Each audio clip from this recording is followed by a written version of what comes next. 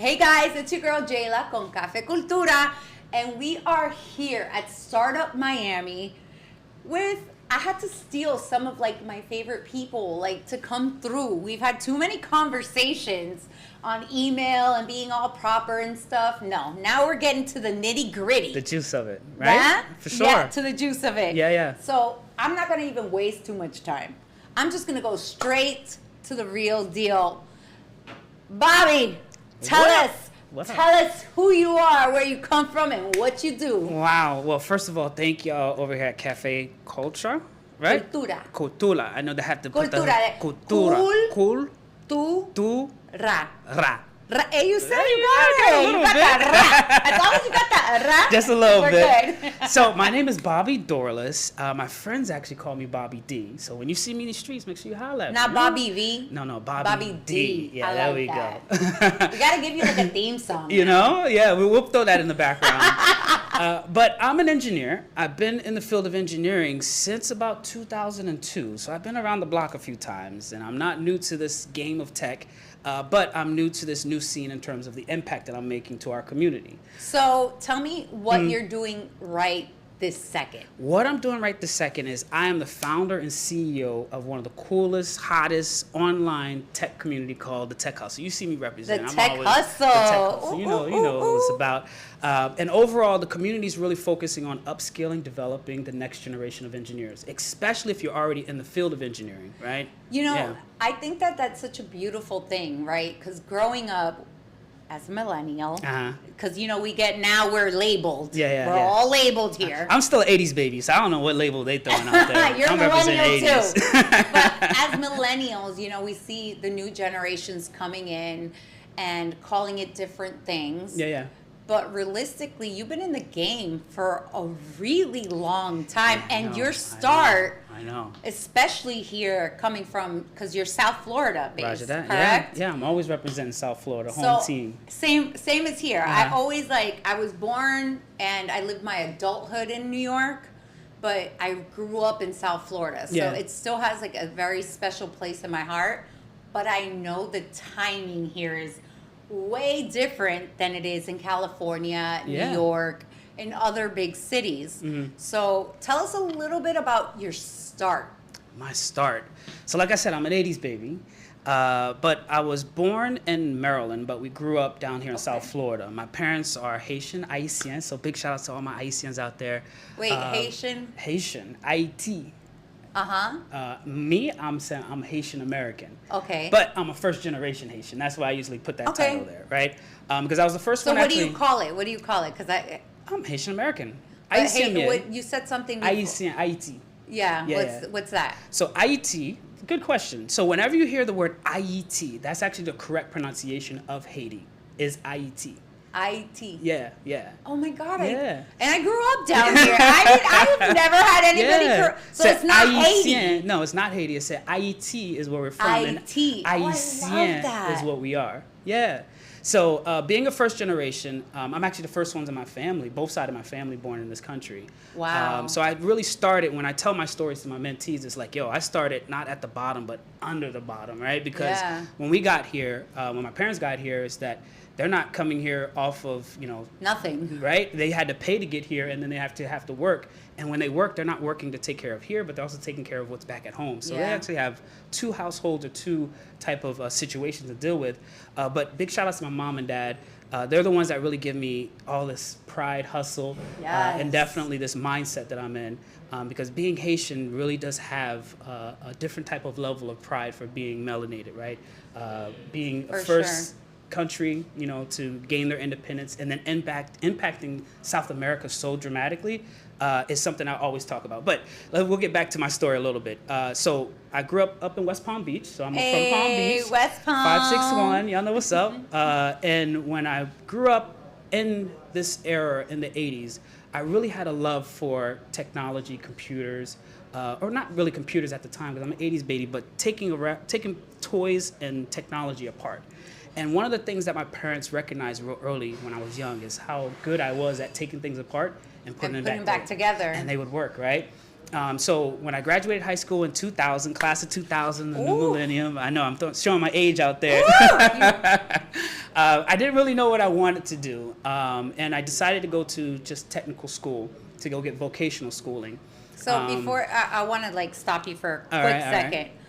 I love that you said that though, because I think that as first generation immigrant children, we always have that pressure of having to do things the right way. Yeah. Going to college, going to this school, going to these universities and becoming X, Y, and Z, whether it was doctor, lawyer, teacher, whatever it may be that our parents thought we should be. For sure. And at that time, tech was coming up crazy in a different way, though. Yeah.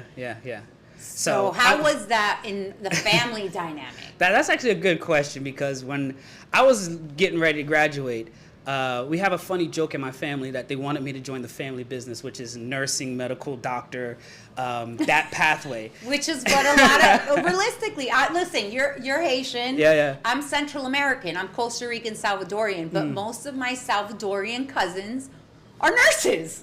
Like, that's just, I think that's just a cultural thing in the Caribbean, Central South America, that you want when you come here.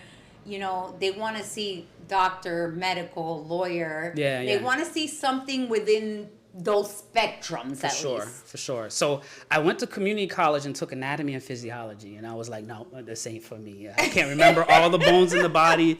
I was like, you could give me like a radio and I'll fix it, or VCR. Back in the days, I used to fix VCRs. And then my pops was like, yo, since you like all those computer stuff, why don't you go to school for that down the street at some vocational school, 2 years, get in the game, and imagine where you'd be at 10, 20 years from now. Because that's crazy, because at that time, even our public schools, our universities, really didn't have big tech programs. No, they didn't. At that time, it was what? Software, IT, very basic, I guess, tech things. Yeah. I mean, I would say it more as like the entry level of beginning your journey into tech. Right. Because one of my first jobs and roles was working at something called the help desk, where it's like, hey, if you have a problem with your phone, with your computer, customer service, pick up the phone, Bobby D's on the other end. Yo, what up? I got you, right? And I always brought that personality, the way, that vibe, and it just ultimately gave me access to another lane in the tech field. Because once I was servicing, customers, one of my biggest thing was like, I want them to call me and that's it. I don't want them to call me and say, oh, I got to go talk to somebody else. So what I used to do, which is something I tell my mentees all the time, is I used to troll other people's work. So it's like, hey, somebody calls me and say, hey, I can't solve this problem. I'm like, dang, all right, let me go escalate it to level 2. Guess what? I'm following along what escalation number 2 is doing. And then when somebody else calls me with that same problem, I don't need level 2. I got you. I started to pick up and learn this stuff even more. You were hungry to learn. Oh my gosh. There's a word in Creole that says I was gangu. Like that's even gangu. Gangu.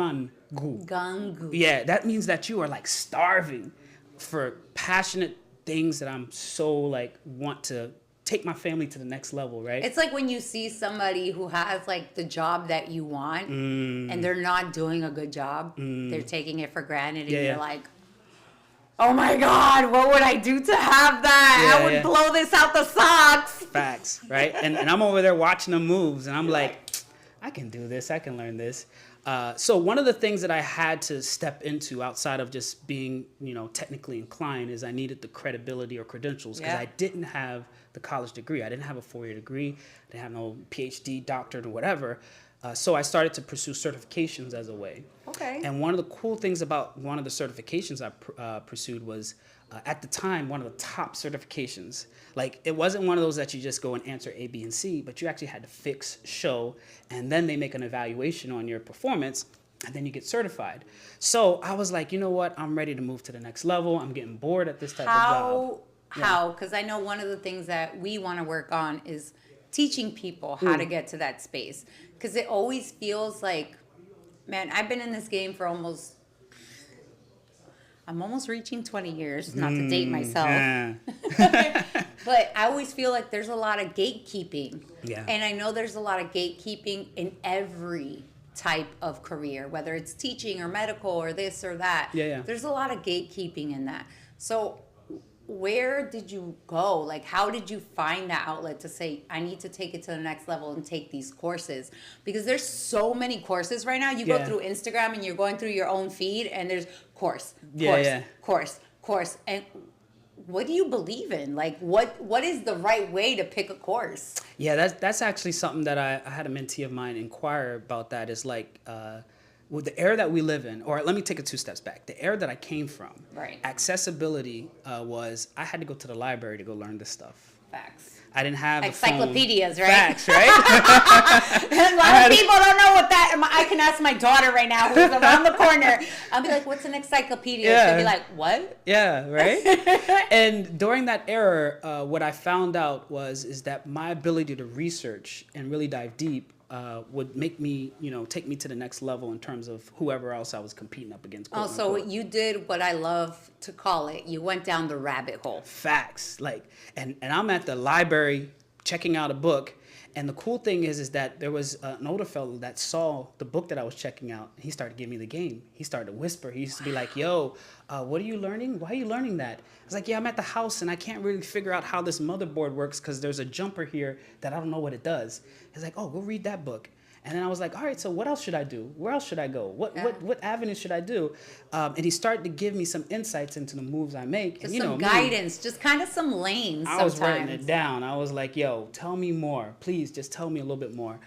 So that type of insightfulness is something that I feel like in this era, that's what I'm stepping into. Yes. Is I want to be that mentor. I want to be that person that if you are interested in tech and you have the pathway that you're thinking about pursuing, just holler at me real quick. And I'll be like, yo, turn it just a little bit. That star right there, you head into it. Or that's not the right resource in terms of all of the material that's out there. And I love that because I feel like so many of us and this future generation is so, they're used to the TikTok world. Everything is instant, right? Yeah. Here. I want it now. But they haven't learned that it's going to take you a long time, baby. And until you figure it out. Like, that's the realistic of the world. We're not trying to diminish anything, right? Sure. We're not trying to put their hopes down. Yeah. And yes, there was a wave of this great TikTok world that brought so many people up so quick. But how much information, how much substance do you have to survive the wave, right? We've survived MySpace, Mi Gente, Black Planet, Facebook, Instagram, Snapchat, Twitter, like you name it. Our generation has seen it all and been past it all. For sure. So it's like one of those things where it's like, I get that they think they know it all, but y'all don't know how quick things change. Oh, for sure. And I'll just even reference to something that's happening now in the tech industry with all the layoffs and people, being cycled out of companies, is that error is something that I went through a few times. And if you don't have those skills, you can't get back into the game, right? So it's almost like ensuring that you're developing the right skills, you're learning the right things and the right habits. And one thing as an engineer that I always tell my mentee is that you almost have to fall in love with learning. Like, I don't care but learn to love to learn. And learn to fail too. Like, oh, yeah, for sure. Learning to fail is one of the most beautiful lessons in this industry that I think a lot of people have a hard time with because it is terrifying. Yeah. For me, it was terrifying. It's like, you got to like jump that cliff and you look at the cliff, you look at the bottom and it all says failure. And you're like, I'm going to have to jump into failure. Yeah. But when you jump into failure, I've always learned that you learn so much bigger things that pivot you for sure into your right space. Because I will say I've always been in radio, I've always been in entertainment, I've always been media, pop culture, been in the celebrity stuff. I can promise you, if you would have told me a couple years ago you're going to be in tech, I would have been like, I'm going to give you my house. That's never happening. And now I'm here. Yeah, welcome. Right. So for me, it's such a beautiful thing. And that's one of the things like we've talked about that I want to learn along the way. Yeah. Is learning your journeys, learning your things, because that motivates me. It doesn't make me feel like I'm having imposter syndrome. Yeah. Because I do have it most of the time, especially in the tech world, because it's like, I'm still learning, but I'm a founder, but I also have like these, like working with, and it's like confusing, you know? Yeah. So it's a different world. So, you know, you started West Palm, you did the untraditional route. Yeah. You definitely did that.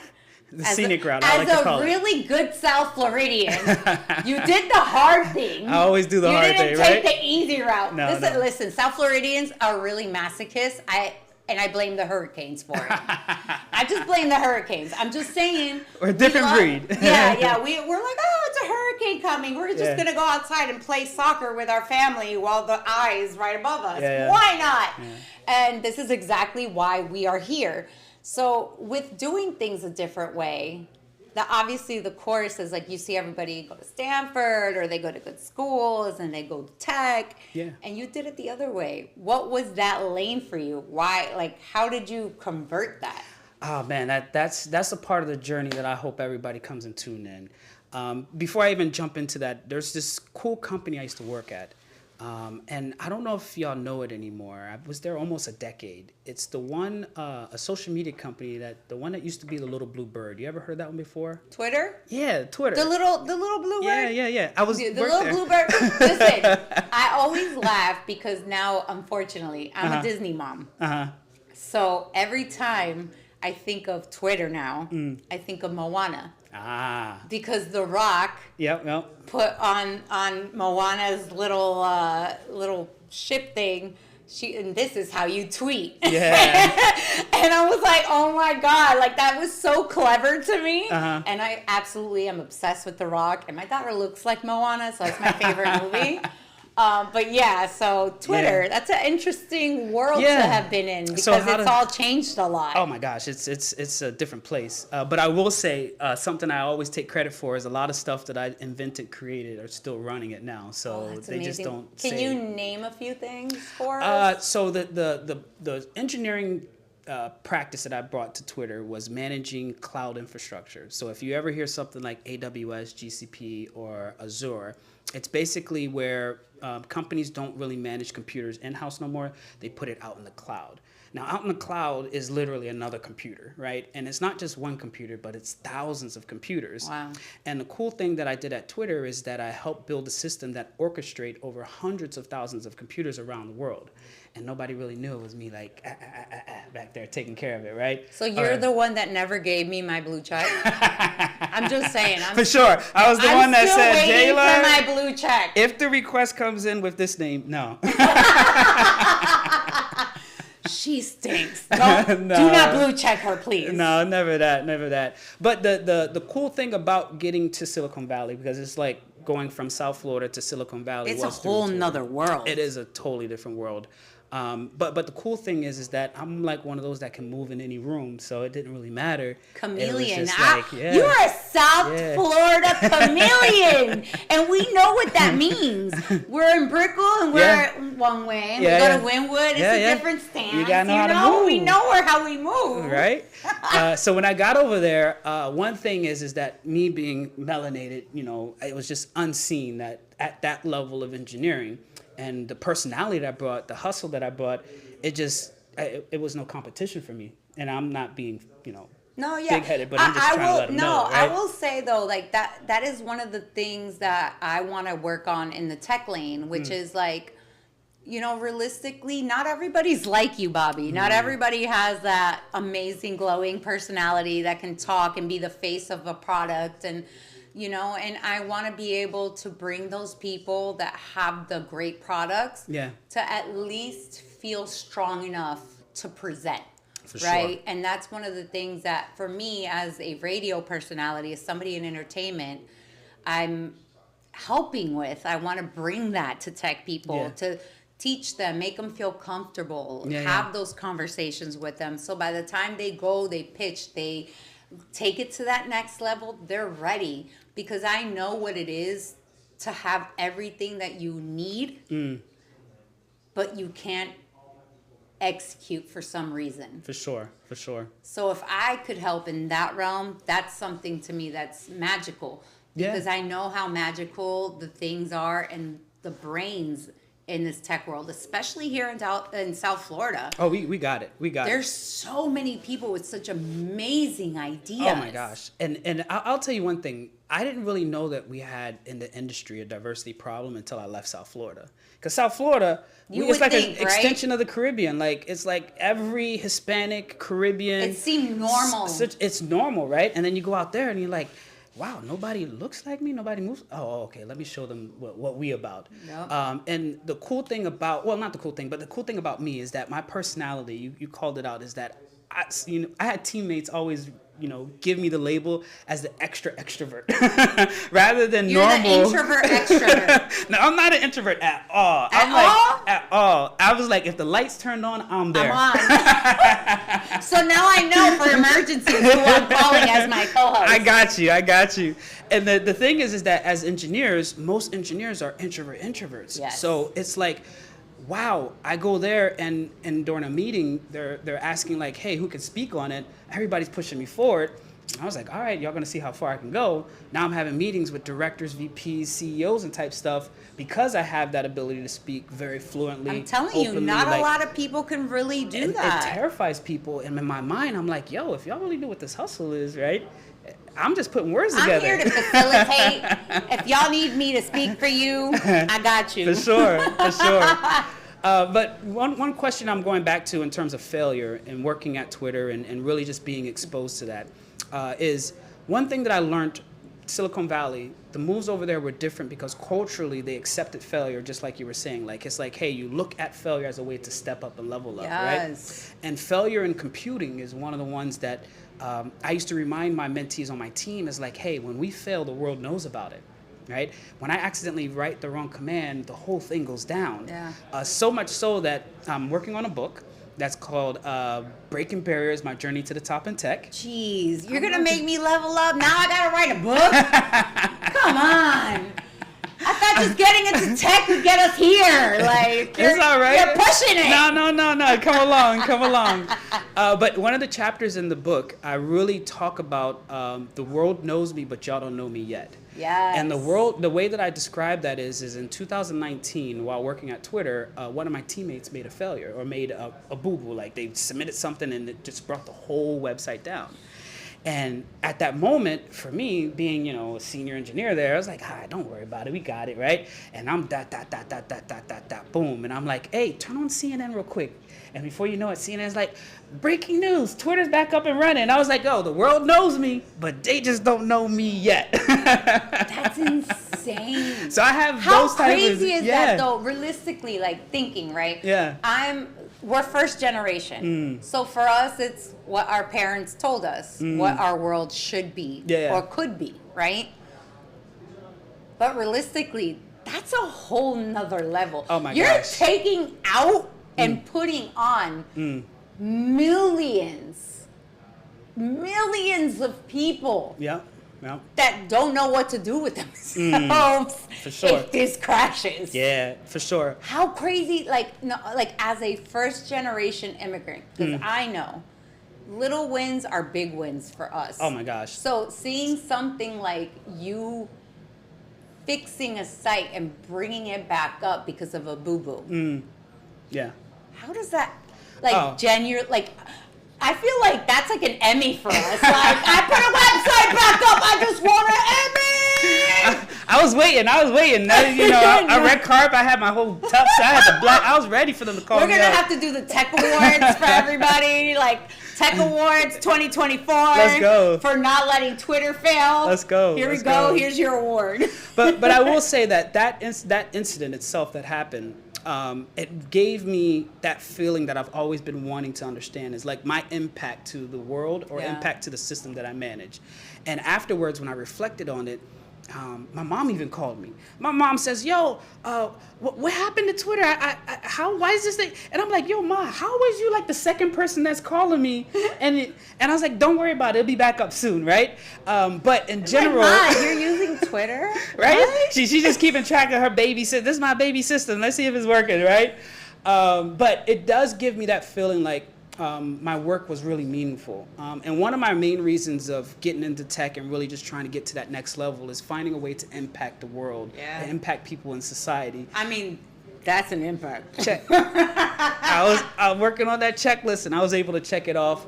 But the thing about failure is, and that scenario, the engineer that made that mishap really learned a lesson about failure, and the fact that when you fail, you have your team around you, right? Yeah. You got people and peers around you. All you got to tell us is that, yo, something's going on and we got your back.